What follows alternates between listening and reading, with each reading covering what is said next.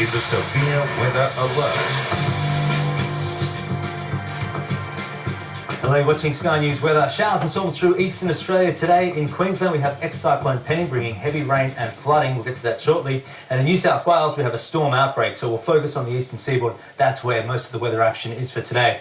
We've had dust storms through towns on the western side of the divide through Monday and Tuesday afternoon. Young, for example, on Tuesday, seeing very low visibility. We also had some good rainfall in these drought-affected areas. Here's a great video from Wagga Wagga. You can see there the storm cloud and, oh, there's the lightning strike too. And many of these towns, like Wagga Wagga, you've seen over 30 millimetres of rain from storms this week. The storms on Tuesday reached the south coast of New South Wales. The shots from Maruya and Bega nearby had a wind gust of 100 kilometres per hour. Canberra had a gust of 83 k's an hour from storms on Tuesday, and Albion Park, just south of Wollongong, 87 kilometres per hour. Along with some handy rain, Hunters Hill on the Victorian side of the border had 32 millimetres, Mossvale 24, Cancoban 37 millimetres. Most of that fell in only half an hour. And we saw up to 50 millimetres of rain just west of Sydney in the Warragamba catchment area. That was the radar yesterday. A nice line of storms moving through southeast New South Wales, hitting Wollongong, west of Sydney, but the storms weakened before hitting Sydney. So most suburbs of Sydney only had a few millimetres of rain. Those storms had weakened and generally moved offshore before midnight last night.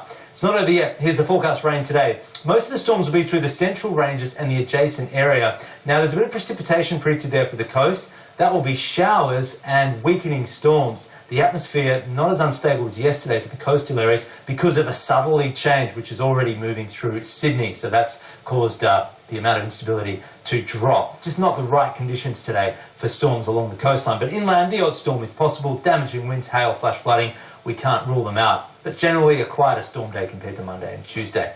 Further north, thick cloud cover associated with ex-cyclone Penny, and a lot of that cloud has moved well down into the central highlands. Some good rainfall in those drought-affected areas. Further north, explosive storms yesterday. Take a look at this footage from the Atherton Tablelands area, just inland from Innisfail. Ferocious winds. I'm not surprised this gentleman in the video pokes his head out to have a quick look. I would be too.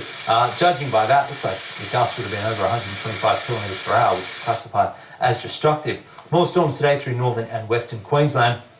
The heaviest rain will be across the central parts of the state.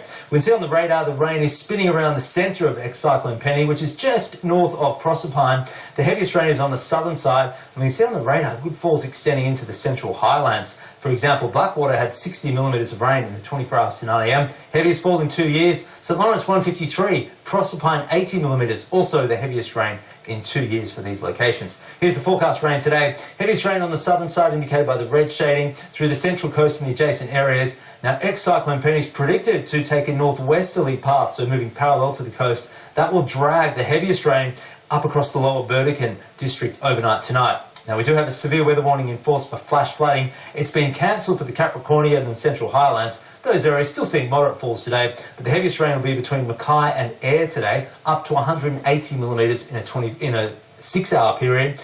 And then overnight tonight, the risk of flash flooding moves up to Townsville as far north as Ingham. I'll have more details on the forecast rain for Queensland and the risk of flooding coming up shortly in my rain report.